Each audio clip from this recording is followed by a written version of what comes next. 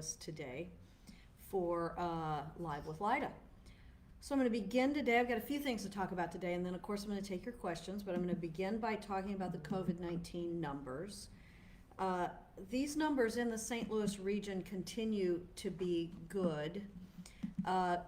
These numbers are yesterday. Hospitalized 241, 39 people on ventilators, 14 people admitted to the hospital. And so those continue to be good hospital numbers for the St. Louis region. And those numbers are for all the major hospital systems within the region. Now we do know, and I'm sure you all have been looking at the news, we know that there are areas of the country and even some areas of our own state that are seeing increases in both number of cases, well, primarily in number of cases. And, you know, this is probably attributable to a couple of things, one of which is more testing. Testing is way more available. And then secondly, just, you know, the more concentrated, the denser areas, like the city of St. Louis County, other major cities, those places got more cases earlier, and now it appears to be moving into more rural or semi-rural areas. So right here in the St. Louis area, our numbers remain good. We keep a daily watch on them, as you know, because as we continue to open up businesses a little bit more, then there is the possibility, in fact, maybe even the likelihood of increased transmission. And that's why gotta wear our masks, gotta socially distance. I heard a couple people over the weekend say something to the effect that, oh, well, everybody's forgotten about COVID, but that's something that we cannot do. I understand that maybe it's not quite as top of mind as it was a month or 2 months ago, but we've got to keep it top of mind. We've got to continue to wear masks. We've got to continue to have a small circle of people that we are around so that we don't increase the spread and more people get sicker. So that's an important message there. I will, from that, lead into the fact that today is the day that gyms, fitness centers, related activities can reopen. Maybe some of you have already been to the gym today and gotten your workout, but it's really important for you to socially distance and to wear masks, and certainly important for the folks who work at the gym, the employees, to wear masks. They are today limited to 25% capacity. They have to post signage, limit the number of lockers that can be used within locker rooms, and prevent usage of treadmills due to the increased possibility of spreading the respiratory illness.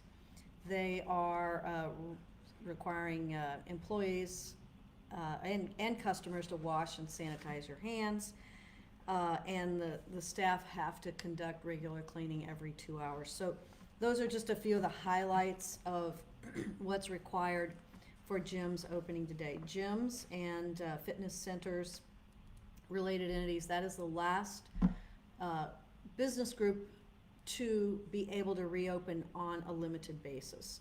So with that, all businesses in the city of St. Louis are able to be open as of today with criteria. I know you all understand that. So that's COVID. Couple of things. One other thing somewhat COVID related. Right now at 2 o'clock, with the help of Fair St. Louis, we are distributing 10,000 masks to anyone who needs one at the Life Church International Church of God in Christ at 8500 Halls Ferry Road. And I think there's another location as well on Church. I may be incorrect about that, but you can find that online if you need a mask there. It's from 2 to 6 in this afternoon. I'm not there because I'm here with you all, and I didn't want to rearrange this. So Judge Jimmy Edwards, Director of Public Safety, and I think Dr. Fred Eccles are both there this afternoon, and we'll post about that a little bit later. All right, last thing on my list before we go to your questions is really a congratulations. A landmark case today was decided by the U.S. Supreme Court that ruled that LGBTQIA workers are protected from job discrimination. Now, I would have thought that would have been done a long time ago, but that remained a question, and in the state of Missouri, we know that the protections were not there at the state level. In 2006, so what is that, almost 15 years ago now, the city of St. Louis banned LGBTQIA discrimination based on sexual orientation. And so the city has always led the way on that, but it's good today to be able to report that the Supreme Court has said that they have job protections, and you know, frankly, we can't be we cannot be for discrimination of anyone.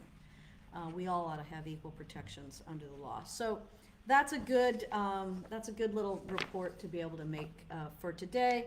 Here we are on the 15th of June, right in the middle of Pride Month. So happy to see that decision by the Supreme Court. So, do we have any questions? What we do with these questions, just so you know, there are probably some questions that you've already typed online, but we also look at the questions that some of them were left over from last week, or people email us questions. So that's how we get these questions at the top of the hour. So Jacob, what do we have today? Paul is watching, Mayor, and would like to know what the guidance is for outdoor events in the city.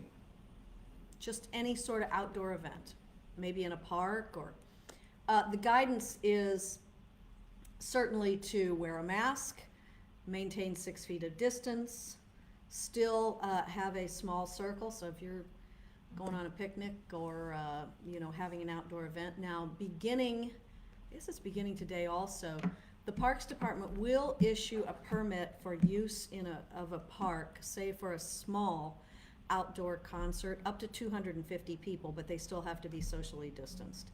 So we're easing into that because we know that being outdoors is better than being indoors, but still better to have a smaller group. Kristen is watching, Mayor, and has a question about businesses. Are businesses that are open to the public, are they required to have workers who interface with the public wear masks, such as an office or a store? Yes, they are. Anybody who interfaces with the public, you know, if it's a grocery store or if it's a retail store, offices, if you go up to a counter where they might meet the public, yes. Other COVID-19 related questions. Should everyone in the city and the county just go ahead and get a test now so we know who is infected? You know, that's an interesting question. I've gotten that question a number of times. Just because let's say everybody got tested today. Of course, that would be impossible. You know that. But let's say everybody got tested today. Well, that doesn't mean that somebody doesn't come up positive next week. So it's a little, we want to know who is positive so that you can, if you're the person who's positive, so that you can isolate yourself, self-quarantine, not be around other people, not expose them. We want to know it also so that we can contact trace your contacts, the people that are within your circle, so that we can quarantine them, so that if in fact they're coming down with it, they don't expose other people. But it would never be possible for everybody to be tested on the same day or even the same week. So if some people just want to know, they want to be tested because they just want to know, do I have COVID? From my own point of view, I think if you have any symptoms at all, if you have a slightly elevated fever, cold-like symptoms, then yes, get yourself tested for sure, because you want to either rule it in or rule it out. But otherwise, I think if you deal with the public a lot, you should be tested. But if you have a fairly small circle and you don't have any symptoms, you don't have to, there's no requirement that you be tested. Brad has a question, Mayor, about gyms and masks and whether the city can make masks mandatory while at the gym, even though it may be sort of uncomfortable. So the city has not made masks mandatory for people who are at the gym. There are some gyms who have requested required that masks be mandatory. I think, especially at a gym where everybody's breathing hard and sweating and all that, it would be a really good idea to maintain at least 6 feet, 10 feet, stay away from other folks, make sure you're wiping down all that equipment. But you know how it is. If you're at the gym and you're breathing really hard and you're exhaling all this, and if somebody there has COVID, well, that's going to be an issue. A question about the curve and St. Louis's place on the curve, which is flattening, but cases continue to rise in Missouri. How can we know if it's still safe to keep bars and restaurants and other businesses open? Well, in Missouri, some cases are continuing to rise. There's a lot of good information about this on the internet, on Twitter, frankly, and through the pandemic task force. The St. Louis region itself, our trend lines continue to go down. Our hospitalizations continue to go down. Today, what did I say? We were at 241. We were as high as about 775 6-8 weeks ago. And so we've done a good job here of tamping down the spread of COVID, but it is expanding in some other areas and in some other states. I'm sure you've seen that. I mean, it's all over the news that some states are experiencing some pretty big increases. So we're concerned about that. But in St. Louis, as long as you'll wear a mask, and I'm out and about too, and I see some places most people have on masks, other places I see not so many. It's really pretty important, and you kind of have to take the step yourself, one, to wear a mask, and two, if you're around a bunch of people who don't have on masks, maybe you should go back at a different time or go to a different place, and stay 6 feet apart. Quite a few questions, Mayor, about the status of playgrounds in the city, including splash pads in Fox Park and the Tower Grove Park wading pool. When will they open? I don't know the answer to that. We're gonna write that down. I'm gonna get the answer to that for you by Wednesday. Yeah, I don't know. I don't know the answer to that. We're trying to keep kids safe, and trying to work with parents. So I don't have the answer to that yet. Tanya is watching, Mayor, and has a question about if you happen to know what total percentage of the city's population have been tested so far for COVID-19. I don't have that right off the top of my head. I don't know if we can find that while we're, how many people in the city have been tested. Do you have that, Kyle? I think it's like 23,000. 24,500. Okay, let me look at all this. It's on our website, but I didn't look at it before I started talking to you today. So tests administered in the city, 24,476, of which 2,596 were positive. So just a little over 10%. Negative tests, 21,000. Let's see what else is on here. Yeah, so go to our website, St. Louis, stlouis-mo.gov, and click right on the home page, and you will find, you'll go right to this data.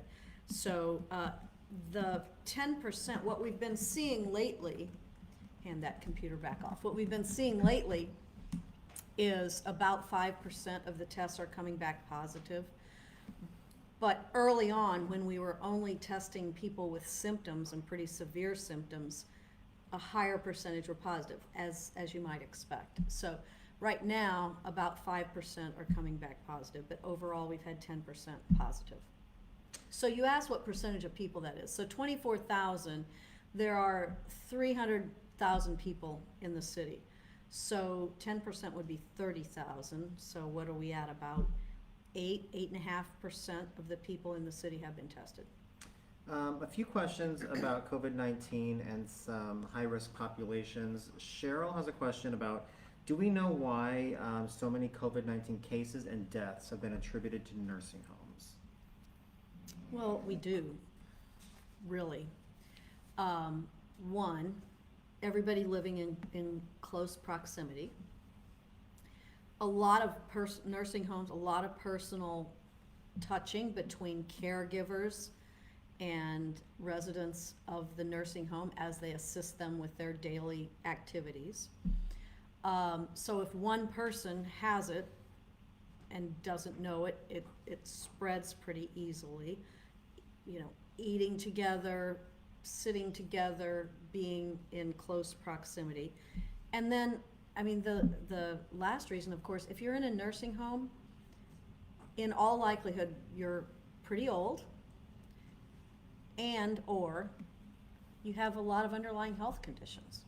So it's a combination of the living situation and then being susceptible and having a bad outcome with that. So one of the things that Dr. Eccles has done, he's visited every nursing home in the city of St. Louis. We make sure that they have PPE, whether it's gloves, masks, gowns, the PPE that they need. We make sure that they understand about infection control, disinfecting, sanitizing. So we're working very closely with them to try to make sure that they don't have a bad result. But I think the why is there a bad result is because folks are older and folks have health problems. And why is it so much spread is just the close proximity, you know, so. We have a question also about how detainees in the city's 2 jails are able to stay safe during COVID-19 and be socially distant. So we've had that question before, so let me kind of just give you a little bit of background. Detainees at either CJC or at MSI are, first of all, when someone new comes into one of those facilities, they're quarantined for 14 days. So that it's not easily spread. If they happen to be positive, it's not easily spread through the population. Secondly, we don't allow visitors, and we haven't allowed visitors since the middle of March, maybe a little before that, so for almost 3 months. We provide other ways for detainees to talk to their family, to talk to their attorneys, but we don't allow in-person visits there. And it may be a little while before we allow that again. If you think about it, it's when you have a lot of people living in close proximity to one another, you really just can't risk introducing COVID into that sort of a situation. You've probably read that across the country there have been many facilities, jails, prisons, correctional facilities that have had significant incidents of COVID. Luckily we have not, in part because of the precautions that we've taken over the last 3 months. So the other thing is that everybody does have their own space in the facility. So it is a group living situation, no doubt about it, but we try to prevent COVID from getting in there through quarantine and through visitors. And the other thing, and you may know this, early on, 2-3 months ago, the circuit attorney and the judges determined that there were a couple hundred people. I want to say the number was 243. I might be remembering that number a little bit off, but somewhere in that neighborhood of people who were released from jail, and as a result of COVID. And so those are decisions. Who stays in either CJC or MSI? Who's there are determinations made by attorneys and judges, not by the city of St. Louis. We don't actually have anything to say about who stays and who doesn't stay. So those are decisions made by the circuit attorney, defense attorneys, and judges who make that determination. A couple of questions about the status of the eviction moratorium in the city of St. Louis and the CARES Act. So Dan's question is is the city going to allow evictions to happen before CARES Act money can be distributed, who will help people stay in their homes with things like rental assistance? So we're working really hard right now to get the CARES Act funding passed through the Board of Aldermen. And tomorrow, I don't know what time tomorrow? 1 p.m. 1 o'clock. 1 o'clock tomorrow is another hearing on the CARES Act bill. And it's a lot of money, and a lot of good programs are in that bill, so we're very hopeful that this will come out of the committee tomorrow at the Board of Aldermen, and then it'll still take probably 2 weeks to get it passed. But you know, if we can get this passed by the end of June, which I certainly hope we can, and we should, there are a lot of good programs in it, most of which are humanitarian programs with rental assistance and that sort of thing. So we should be able to get that passed before evictions happen again in the city of St. Louis, which is sometime in July. Do you have an update on sports leagues being able to have their events in outdoor parks? This is a question from Brett. Baseball, soccer? Sports leagues. Sports leagues, Brett. We'll get you in a specific answer for Wednesday. So sports leagues leagues. and playgrounds. Yeah. We have said that contact sports like soccer, football, rugby, trying to think, you know, that you really should avoid those because of COVID, but that might be changing. I think moving on to other topics, we have a write-in question from Rachel, who wants to know that Hi, if the Rachel. city of St. Louis has any way to apply for a marriage license online, or if you can do it through the mail. That's like 3 questions I don't know today. I don't know the answer to that, but let's give her the recorder of deeds number. Aha. Good. Call this number, Rachel. I guess you're getting married, huh? You hope to anyway. 622-3257. 622-3257 is the recorder of deeds office. That's where you get your marriage license. City Hall is open now, you know that.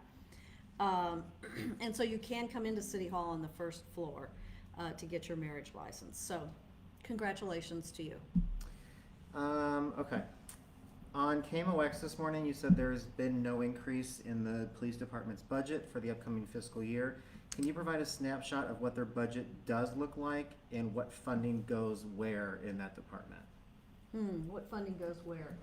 I might have to get my piece of paper here. Let's see, what did I do with it? Hold on. There it is. I think this is it.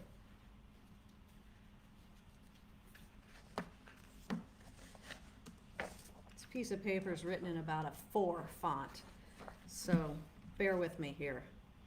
Total budget for this year's police department is $180 million. That's all sources of taxes, plus $38 million to their pension plan. So let's just talk about what goes to the police department though.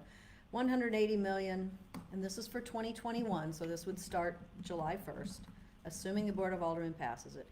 And last year it was 182. And the reason for the decrease is just the decreases in sales tax and some of the taxes that fund the police department. And what does it go to? So, do I have on here there? No, most of it's personnel. You know that. I'm gonna look at. This would be 2019.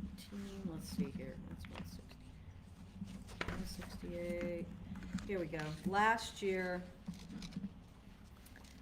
it was $127 million of the 182 that went to personnel. It also includes city marshals, it includes park rangers, it includes training.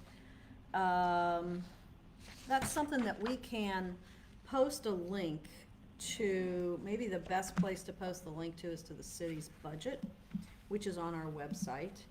And, you know, you think about the police department, you know, there's police cars in there, there's supplies, there's all the kinds of things that you need to run a police department. New radios are in this year that we're in now, 2020. Next year,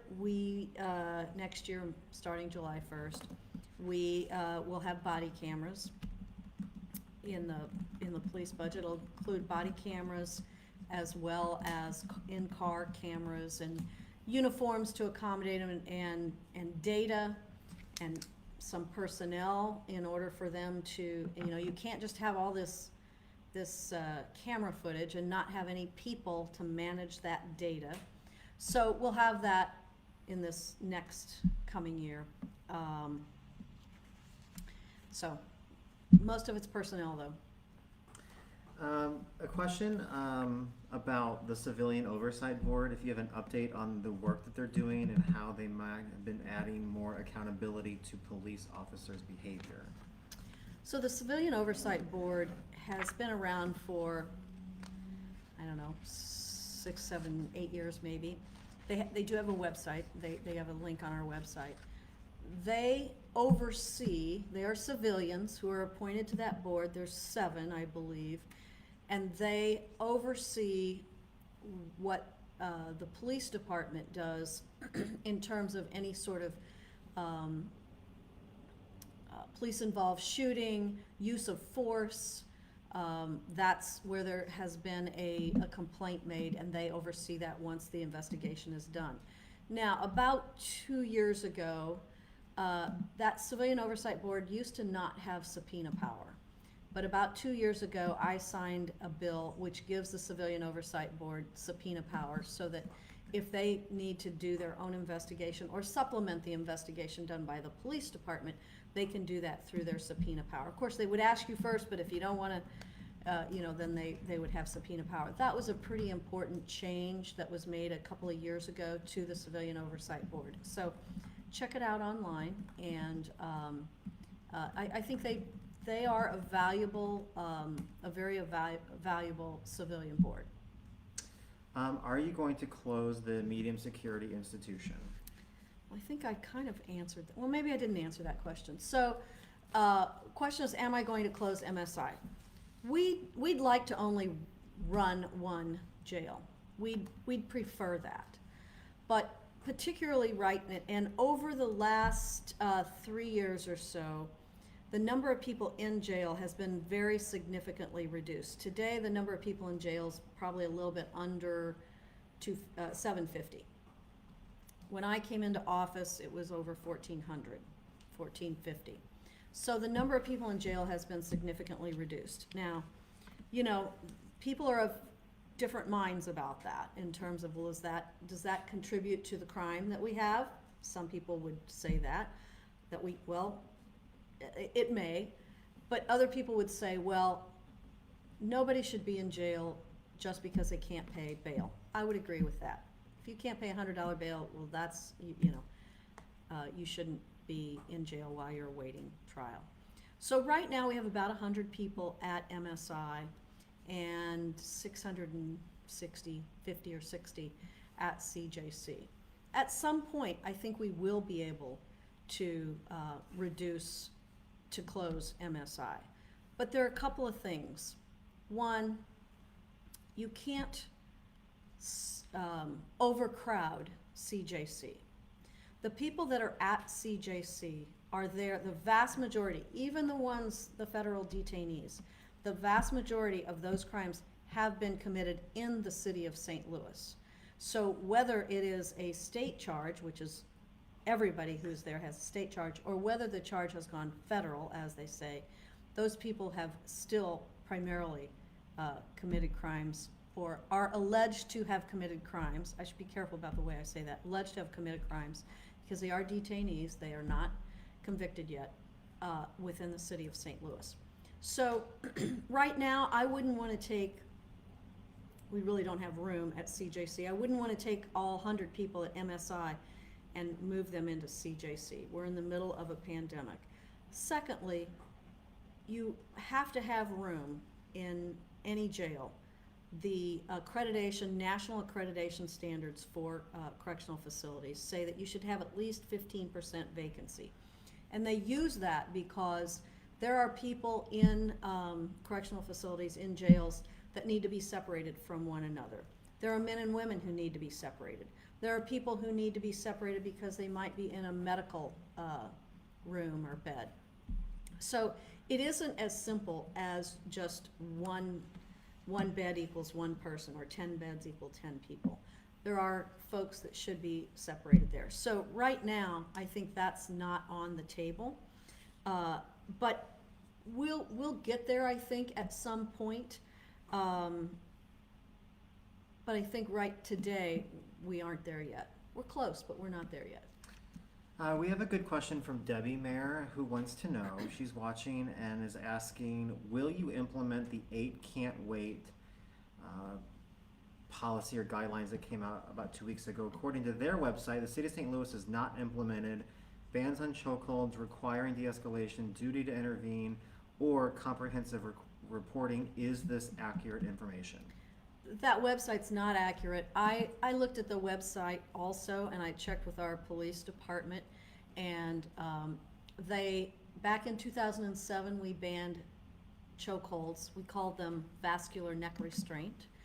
I don't know the years on these other things. We do have a duty to intervene for our police officers. Give me the other two. We have all 4 of these. De-escalation. We do a significant de-escalation training, and we say always should use de-escalation when possible. And comprehensive reporting. And comprehensive reporting. Yes, we do have all of those. A couple of people And it's a good thing we do. A couple folks asking, is the city of St. Louis renewing its contract with the St. Louis Police Officers Association? So this is the St. Louis Police Officers Association is the union that represents police officers. We are federally bound, I think, by the National Labor Relations Board to negotiate in good faith with that union and the other dozen or so unions that we have, whether it's electricians or plumbers or carpenters or any number of unions. And we are committed to negotiating in good faith. So we don't get to just wake up in one day and decide, oh, well, we're not going to negotiate with that union because we don't, and I get the emails, so because we don't like the person who that union has hired to represent them. So we don't have a say about who represents that union. That individual is hired by the union, the police officers who are in that union. The city of St. Louis doesn't get the opportunity to say who we will negotiate with and who we won't. So they are a qualified bargaining unit, and we're going to continue to bargain in good faith with them. Aaron has a good question. Would like an update on the status of condensing the Board of Aldermen from 28 to 14, and how much money will that save? So back in 2012, Aaron, the voters, it was November 2012, the voters of St. Louis voted to reduce the number of aldermen from 28 to 14. I was an alderman at that time, and I was in favor of that. That goes into effect after this next redistricting. So it really goes into effect in about 2023, because we're going through the census right now and redrawing the boundaries of all districts, whether it's a ward or whether it's a congressional district. Redrawing those boundaries happens every 10 years after the census. So right now we're going through the census. It's a good time for me to put in a plug. If you have not filled out your census, please do so. A lot of our federal funding is dependent on our population. So if you're not counted, we don't get any funding on your behalf. So I digress. So right now, unless the voters change it, which I don't think will happen, but we'll see, the reduction in the size of the Board of Aldermen from 28 to 14 is still going into effect in about 3 years, 2.5 years, something like that. It could go back on the ballot, and there are some aldermen who would like to put it back on the ballot to give voters a second second vote on it, but it passed pretty overwhelmingly when it did pass back in 2012. KD is watching, Mayor, and has a question about the status of city-owned and operated swimming pools and whether or not they're going to open this summer. Katie, I don't think they're going to open this summer. I did talk about this on Friday a little bit. We don't have lifeguards. I have asked the Recreation Division to see if there's a way they can open them at all, our outdoor pools, because, you know, kids and adults, for that matter, need that outlet, the ability to go swimming. But right now, it doesn't look like that's going to happen. I do know that the Y, which the Y operates our Carondelet Recplex and also operates O'Fallon Park Recplex. And they told me a couple of weeks ago that they do not believe they're going to be able to open those pools because they don't have lifeguards either. Okay, folks, time for a few more questions.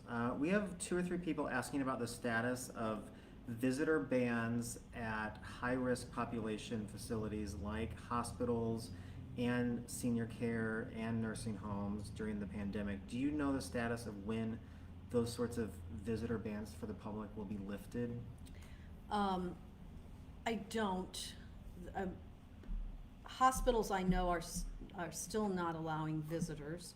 Nursing homes are not supposed to be allowing visitors for all the, you know, very high-risk population in both of those.